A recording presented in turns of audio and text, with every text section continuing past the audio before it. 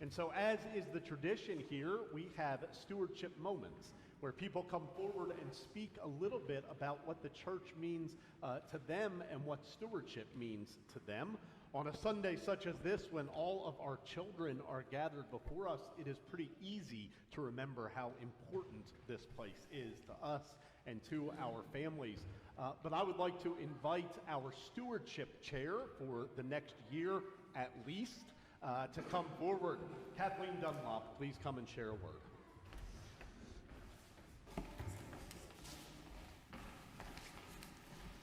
Pete moved the step stool, so I don't get to be 6 feet tall.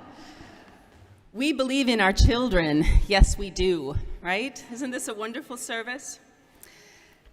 The leaves are changing. The days are warm and the nights are cool. The lazy days of summer are a distant memory, and we're back in full swing here at Hitchcock. Back to school, back to sports, and thank goodness, back to church, filling the pews, and a full schedule of in-person activities. But before we race ahead into Thanksgiving and then Advent to follow, we have another important season to celebrate, the season of stewardship. And I can see all of the little thought bubbles with question marks above your heads appearing. But isn't that when the church asks me for money, so what is there to celebrate? My answer is to look around. Look at our children under the guidance of Carol, who's been wonderful with them, leading us in worship today. Listen to the organ and the full choirs, plural today, with no masks, under John King's expert direction.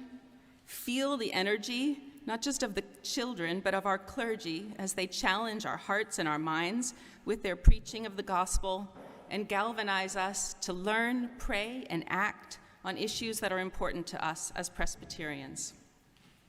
Look around at the old friends and the new that are starting to fill the pews again. We are stewards of all of this, and there's so much here to celebrate. For those who don't know me, I'm Kathleen Dunlop, and I've been a member here at Hitchcock since 2014, and I'm honored to serve as the Stewardship Chair leading our annual giving campaign. As I was doing a little research this week in preparation to speak to you today, I realized that it's not an accident that stewardship season is also harvest season. In Leviticus, the Israelites were told, "When you come into the land which I give you and reap its harvest, then you shall bring a sheaf of the first fruits of your harvest to the priest." There are many mentions of first fruit offerings in the Bible, but this one in particular speaks to me.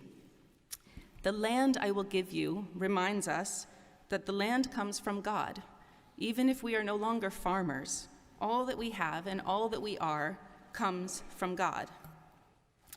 The poetic language of this verse calls to mind a beautiful image, a sheaf of the first fruits.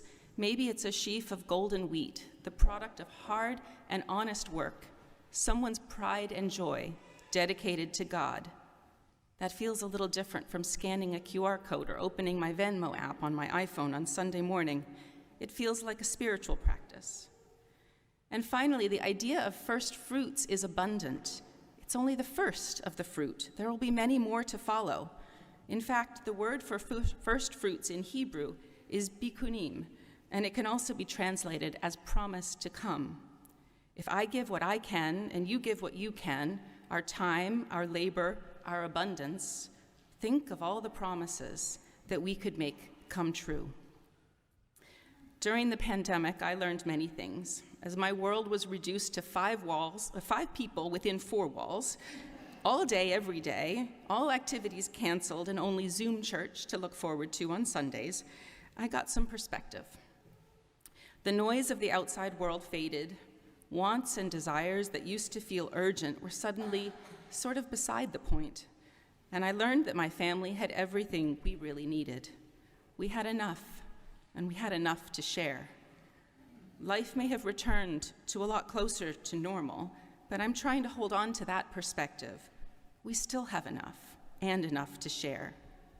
So as we enter into this stewardship season, this harvest season, and enjoy the first fruits, I ask you to think about your pledge as a first fruit offering, as a promise of things to come here in this place as we come together to be in the presence of God so that we can be the presence of God in the world.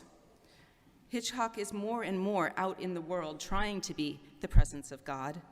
Through the efforts of so many in this congregation, we're serving the hungry and the homeless, we're supporting immigrants and migrant workers, we're clothing the victims of natural disaster, we're marching for women's rights, we're standing up against gun violence, we're resettling refugees, and so much more.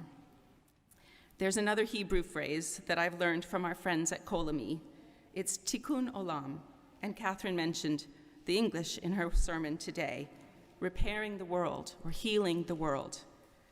At Hitchcock, we repair the world by creating a welcoming and inclusive space to be in the presence of God, by raising our voices in song and in prayer, by our acts, and all this is made possible by our stewardship gifts.